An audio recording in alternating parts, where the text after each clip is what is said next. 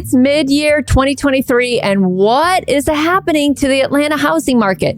We are not seeing anything like we were expecting about 6 to 8 months ago. So in this video, I'm going to share with you what we're specifically seeing in terms of market indicators and how we are experiencing that out in the field. I'm going to share with you real life offer situations, how things are playing out, and how you can navigate this ever-changing market. So let's get started. Now, my favorite place to look at market trends in the Atlanta area is a place called InfoSpark. And InfoSparks is put together from our multiple listing service, and it comes out with the data on the first of every month. So we're going to be looking as of the end of May 2023, and we're going to look at a few key indicators such as month supply, days on market, number of sales, how fast sales prices are going up or down. And along the way, I'm going to share with you what we're experiencing real life. So let's get it started. Okay, so let's start with the number of sales that are happening in the market. Are we seeing a better market or a worse market than last year? And look at these numbers. We're down almost 21% over last year in the number of sales. We're feeling that in the real estate industry. You know, think about if any particular industry, if the car industry dropped 20%, or the number of sales that you had where you work dropped 20%, obviously you're going to feel it. And we're seeing that impact here. There's a number of reasons that are out there that are causing the number of sales to go down. And there's a lot of opinions on that as well. But I think most people will agree that one of the major factors in the decrease in home sales is interest rates. This is one of my favorite charts from Freddie Mac, and it shows historical interest rates. Currently, as of today, we're reporting 6.69%. If you look at this chart, you can see, let's see, this was November of 2022. It looks like that's about when we peaked at 7.08%. We've kind of gone down and up. We're hovering right here in the mid to high sixes. That is definitely impacting sales. Keep in mind this around, let's see, when was it? This is the first bump. June of 2023, we went up to 5.8. If you go back, I'm just going to flip back 3 years. Look at that increase. Holy smokes. When we see that kind of government interaction, that is definitely going to impact the sales of homes nationally. And you can see that big increase. And that is where we saw this drop in the number of sales. Now, people are sitting on low interest rates. I found some interesting stats. They said that 83% of the homeowners that have mortgages right now are below the 5% rate. And I heard another stat which said like 50% are below 4%. So if you're sitting on a mortgage of, let's say, 2.9 or 3.2, it's going to take quite a bit to get you to give that up. You will probably maybe be happy with your house a little bit longer than normal just because your mortgage is so low with those low rates. And what that does is that keeps the number of homes available for sale really down in our Atlanta market. Interesting to note, though, 42% of homeowners in the U.S. own their home free and clear. So those 42% of the people who own homes right now, interest rates don't really matter to them unless they're going to buy a home that's more expensive that they need a rate on. But I thought that was really, really interesting. 42%. What we're seeing right now in the market is more cash offers. I'm personally seeing more cash offers than I've ever seen as long as I've been selling real estate. And a lot of times it's the cash offers when it comes to a multiple offer situation that are going to win because they have less risk.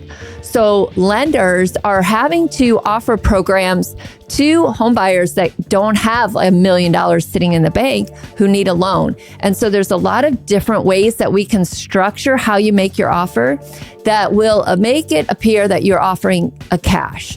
And so make sure if you are out there trying to buy a home and experiencing a lot of competition, maybe losing out on the homes of your dream time and time again, you're working with an agent who can help you understand your options for offering a cash offer, even though in the end you're going to get financing. If you would like me to share a little bit more about that, comment down below, or better yet, schedule a 15-minute call with me. I'll put all the links to my instant scheduler down below. Okay, let's get into some more of the key indicators. Let's look at month supply. Month supply says if nothing else came on the market, how long would it take for the current availability of homes to be sold? And anything less than 6 months is considered a really good market for sellers. And in the general Atlanta area, we're at 1.9, so less than 2 months of inventory. Now, keep in mind, that's 46% higher than last year when we were down to almost zero. It was down to 1. So we've doubled that, but we're still 2. We're still very, very big shortage of homes for sale. It was interesting to note in a recent Atlanta Journal-Constitution article that a third of all home sales are now new construction. So that begs the question, are we seeing a boom in new construction? And the answer is no. We are not seeing a boom in new construction. It's just that the ratio of new construction to existing homes has changed. It's 3 times more of a difference than last year. It's because people are sitting in their homes, not wanting to give up their low interest rate. So we're not getting that resale inventory that we had before. Let's switch to homes for sale so you can see this. And typically Atlanta is very seasonal. I'm actually going to switch this to max number of years so you can see the bumps, right? In the winter months, people don't put their house on the market as much as they do in the spring and early summer. And so you can see those bumps. We've had seasonality, but the whole number of homes for sale has just completely dropped since post-COVID, and we're seeing low inventory ever since there. And that is really, really putting a squeeze for home buyers. And, a lot of people thought the market would slow down a lot and maybe make it easier for buyers to buy homes. But in my market here in Marietta, Cobb County, the northern Atlanta suburbs, I'm not seeing that. We are not necessarily getting 10 or 20 offers on a property when we put it on the market, but we're still seeing 2, 3, 4, 5 other offers coming in at the same time, and buyers are having to compete to get houses still. Just because when a good house comes on the market and it's priced correctly, look at what the median days on market is. It's 11 days. So it takes a median 11 days for homes in Atlanta to go under contract. So if you're sitting on a house, I have buyers ask me this all the time, can I negotiate off the price? Well, that all depends on the situation. Did the house come on the market yesterday? Have they already had 13 showings, or are they already sitting on 2 offers? Then the answer to your question is you're going to pay more than ask to get that property. 9 times out of 10, when you have multiple offers, the properties are going above ask. And if the house has been on the market for more than 10 days or even 4 weeks or 5 weeks, then buyers start to think, what's wrong with this house?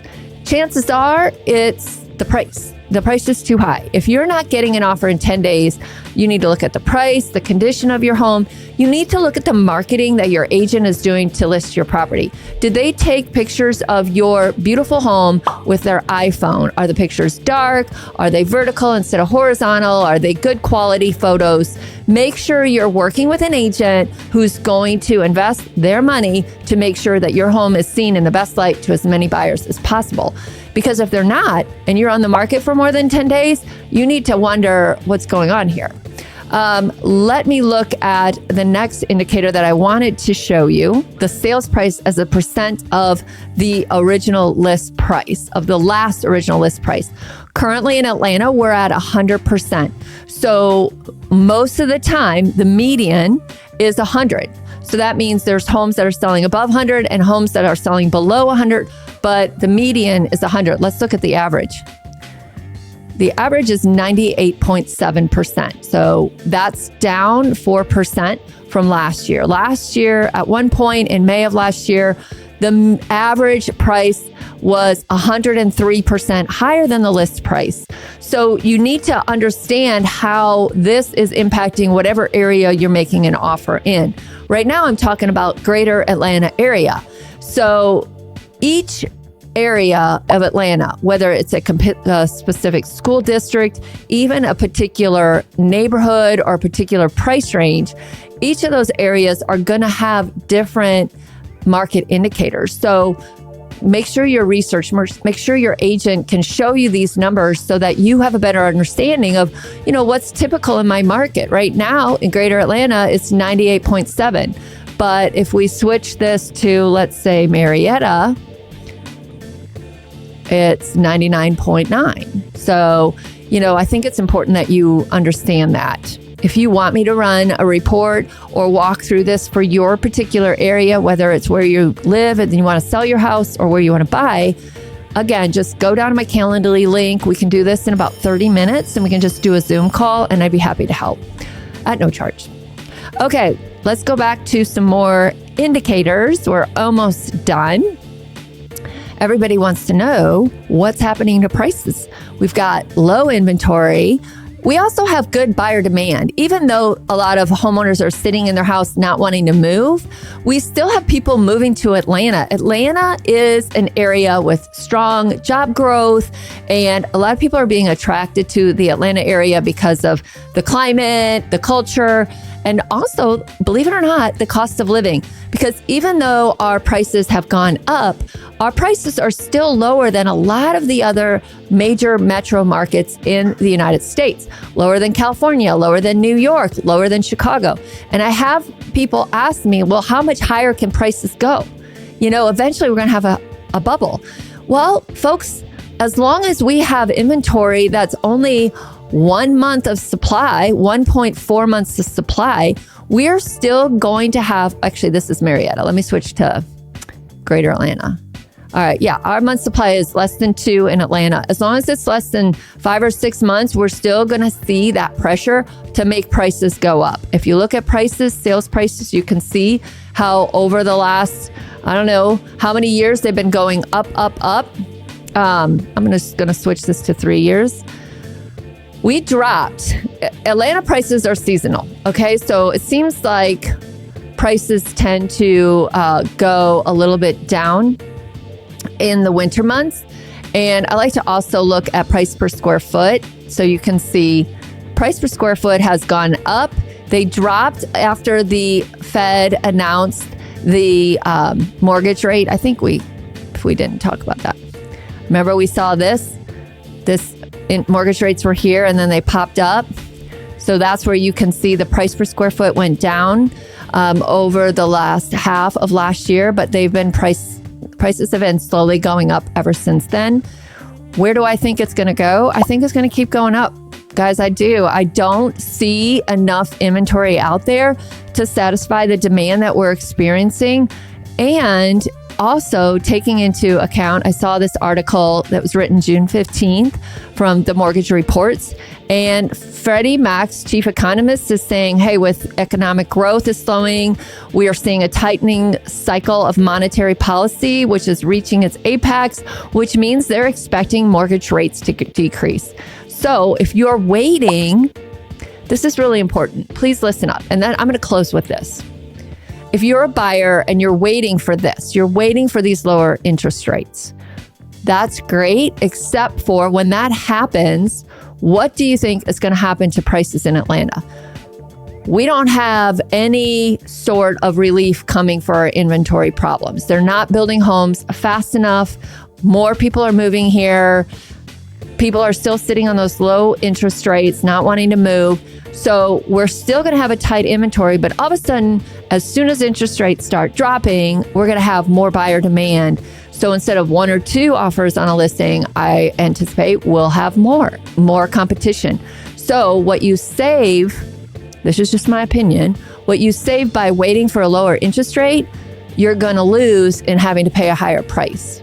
So one option or one idea here is if you are in a position where you want to move, maybe you consider buying now when prices are where they're at and then refinancing when rates go down lower. As long as it's what you can afford and you stay within your financial budget, that may be a better strategy than waiting for interest rates to drop, which is going to cause more than likely a price increase.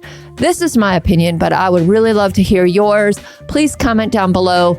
There are people who are very bullish in the market and very bearish. Freddie Mac says one thing, Zillow economists say another. So nobody really knows what's going to happen. It's just that I'm just looking at basic economics, and with such low inventory, I don't see any relief in lower prices in the near future. Hope you found this helpful. If you would like a assessment on whatever it is you're buying, wherever it is here in the Atlanta area, I'm happy to do that. Hope you had a great day, and we'll see you next month.